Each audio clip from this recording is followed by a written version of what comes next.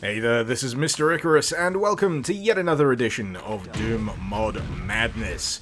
This time around, we're checking out Shadow of the Woolball. This is a mod that very clearly takes its cues from Wolfenstein 3D and has you in the shoes of a hedgehog looking for his kidnapped girlfriend amongst the hordes of evil alien kitties. It is obscenely cute. It's also tremendously interesting, especially from a design standpoint. This is very much a mod that goes against the grain. It's obvious when you put it up alongside a lot of the other mods that I've covered recently, because those other mods, stuff like the Islands, stuff like Armageddon, they're very eager to push the boundaries, to add all sorts of fancy bits and bobs on top of the Doom experience, whereas this is a mod that actively looks backwards. It goes to a time before Doom changed everything up and sees what it can do within that space, and even then, it manages to come up with a lot of interesting and fun encounters. It's proof that just because a mod is simple doesn't mean that it can't do interesting things. So with that out of the way, how does your average level of Shadow of the Woolball play? Well, most of the time it's kill all the kitties and collect all the keys and find the way out, but on the side you'll also be doing a lot of secret hunting, specifically for these cute little guys. These are hedgehog prisoners, and when they teleport out, they leave golden shotgun shells behind. It's a pretty great incentive, really, because the golden shotgun itself is essentially your trump card when it comes to dealing with tough combinations of enemies and boss characters. It's essentially the most powerful weapon you'll have access to in the entirety of the mod. As far as I can tell, there's no rocket launchers here, there's no plasma guns, no BFGs, and that simplicity of loadout allows the mod to be a hell of a lot more focused in what it wants to achieve. Another thing that I quite enjoy about the levels here is that you don't just find the exit and that's it. You have to find a shutdown button which starts a self-destruct countdown, and then you have to frantically make your way to the exit before the entire level dramatically explodes behind you. It's pretty goddamn cool.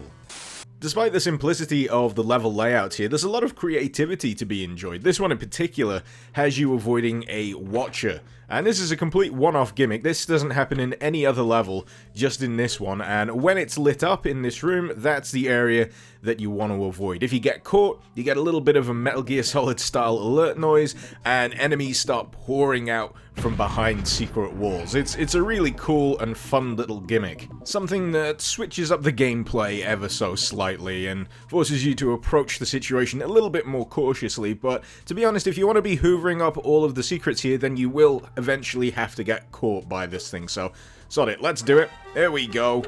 And really, you only want to be doing this if you've been secret hunting all the way through your playthrough so far, because you will need all of that extra golden shotgun ammo. And thankfully, in this situation, there are a few more hedgehog prisoners to rescue, meaning you will have a bit more for your bling bling boomstick. While I'm at it, I'll have to say that I really enjoy the designs of the enemies in this mod as well. Believe it or not, all of these were made in MS Paint. So let it be said, if you don't have access to big old fancy editing tools and photo manipulation software, you can still go into MS Paint and just create something really fun looking and awesome. I think even the wall textures here were all created using MS Paint, and all I can say is I really need to put some practice in if I want to be able to create something like this myself in the future.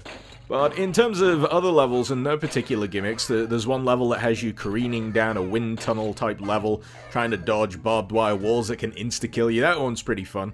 There's another one that expressly goes out of its way to screw around with you, flipping the level upside down, having you go through dangerous death trap crushes in order to get to the next key. And levels like these, which are set in space, occasionally will have rooms where force fields to the outside drop and you're in danger of being sucked outside and will be slowly dragged to the edge of that room. They're just all really fun, neat touches, and the thing is, they're not thrown at you all at once. You never feel like you're overwhelmed by these little touches and hazards in levels. You always have time to react, and for some that may mean that Shadow of the Woolball might be ever so slightly easy. In that case, I probably recommend you whack that difficulty up to hard, because I don't really feel like this was intended to be one of those hardcore challenging mods, but it's certainly enjoyable regardless.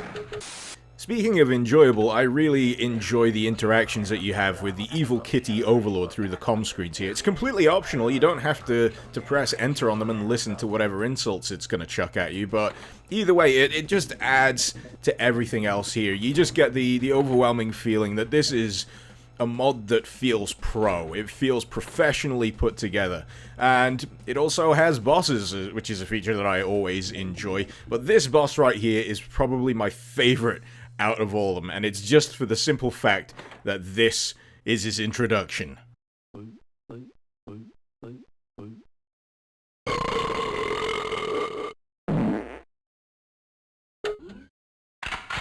Seriously, if there is nothing else I can show you about this mod to convince you of the quality at work here, if it's not an alcoholic, belching, and farting cat, then, you know, we're done here. We're lost. There's nothing I can do to convince you that this is a genuinely great and fun mod to play, but I love it to bits. It's fantastic.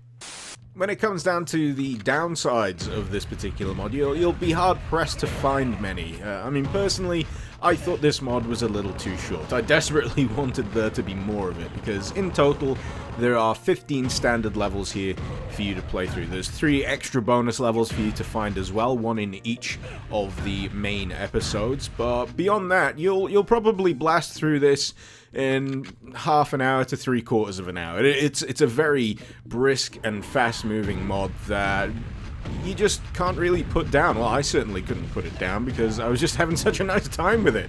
And that, for me, is the mark of a strong mod. Something that grabs you and doesn't really let you let go until you've seen as much of it as you possibly can. So I guess with that in mind, if you're in the mood for an utterly charming Wolfenstein 3D-esque throwback, then you really can't go far wrong with Shadow of the Wall Ball.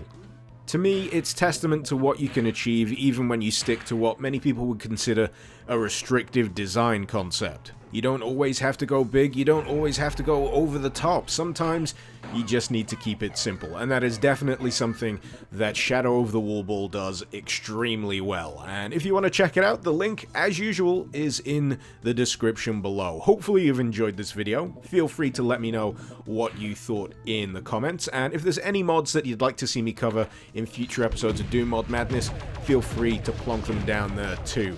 This has been Mr. Icarus. Thank you very much for watching. Icarus out.